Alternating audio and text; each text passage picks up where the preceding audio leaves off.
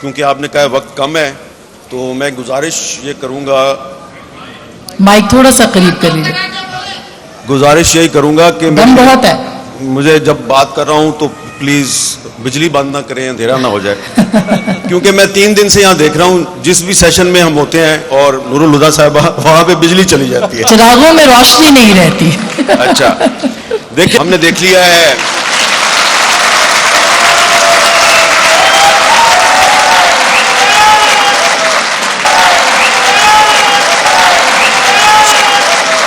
تھوڑا سا شور کم کر دیں پلیز۔ کوئی بات نہیں، میری بات سن لیں۔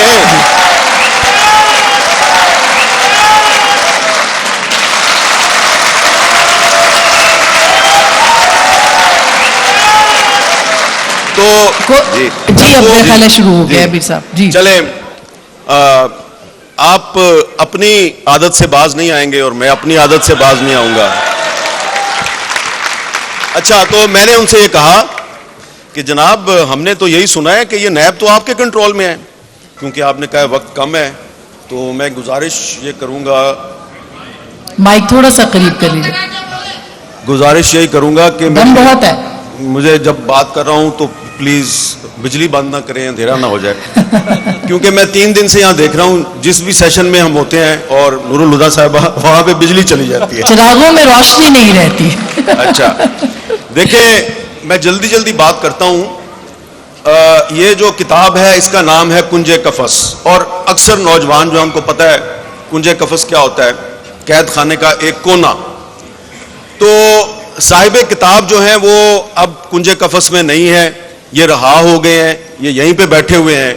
سب نے آپ کو بتایا کہ یہ کتاب جو ہے ایک جبر کے اور حبس کے موسم میں کنج قفس میں لکھی گئی تھی، تو فواد حسن فواد صاحب تو آپ کے سامنے بیٹھے ہیں، یہ تو اب کنج قفس میں نہیں ہے، لیکن کتاب پڑھ کے یہ لگتا ہے کہ جبر اور حبس کا موسم ابھی ختم نہیں ہوا، اور جبر بھی جاری ہے اور حبس بھی جاری ہے۔ یہ جو اجتماع ہے اس اجتماع کی ایک انفرادیت ہے جو میں نے سٹیج پہ بیٹھ کے مشاہدہ کیا ہے اور جو میں آپ کے ساتھ شیئر کرنا چاہتا ہوں آپ کے بارے میں، وہ یہ ہے کہ کنج قفس کی اس تقریب رونمائی میں فواد صاحب کے ساتھ جو لوگ بند تھے، قید میں تھے، وہ بھی بیٹھے ہیں یہاں پہ۔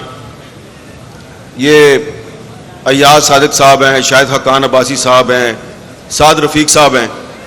ویسے سعد رفیق صاحب نے بھی 2006 میں جب مشرف کے دور میں یہ قید ہوئے تھے تو انہوں نے بھی کچھ شعر و شاعری کی تھی، پتہ نہیں ان کا دیوان کب آئے گا، لیکن ان سے پہلے فواد صاحب کا آ گیا۔ تو یہاں پہ فواد صاحب کے جیل فیلوز بھی موجود ہیں، اور جن لوگوں نے ان کو قید کیا تھا، سیاد، ریٹائرڈ سیاد بھی موجود ہیں اور حاضر سربت سیاد بھی موجود ہیں۔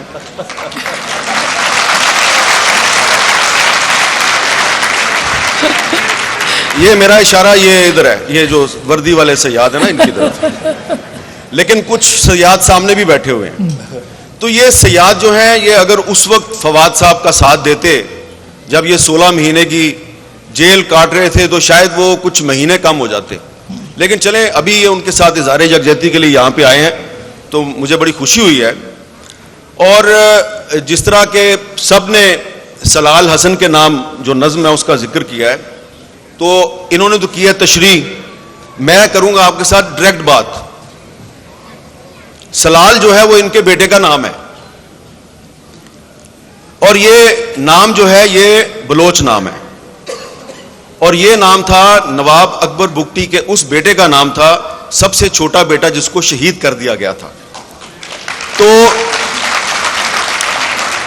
جب فواد حسن فواد کا بیٹا پیدا ہوا تو ان کی پوسٹنگ بلوچستان میں تھی، تو انہوں نے اکبر بگٹی کا جو شہید ہو گیا تھا بیٹا سلال، اس کے نام پر اپنے بیٹے کا نام رکھا۔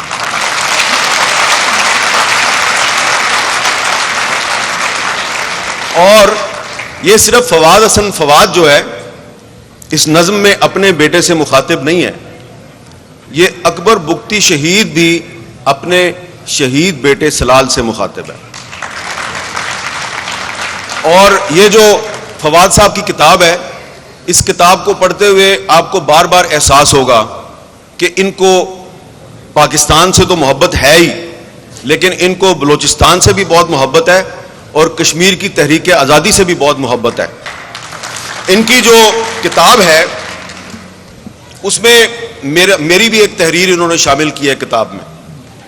تو جب انہوں نے مجھے کچھ 6-7 مہینے پہلے کتاب کا مسودہ بھجوایا تو میں نے وہ کتاب ایک رات میں پڑھ ڈالی۔ تو ان کا تقاضا تھا کہ کچھ لکھے اس کے لیے۔ میں جب لکھنے بیٹھا تو میں نے کہا کہ چلو کوئی ایک واقعہ ہے وہ میں اس میں لکھ دیتا ہوں، پتہ نہیں یہ چھاپیں گے نہیں چھاپیں گے۔ اب واقعہ انہوں نے وہ کتاب میں چھاپ دیا ہے۔ یہ جو کتاب ہے اس میں وہ واقعہ موجود ہے۔ وہ واقعہ ہے کیا؟ واقعہ یہ ہے کہ جب یہ جیل میں تھے، کنج قفس میں تھے اور یہ وہاں پہ شاعری کیا کرتے تھے، تو ان کی ایک نظم جو ہے وہ کسی طریقے سے سعد رفیق صاحب نے سمگل کر کے مجھے بھجوا دی۔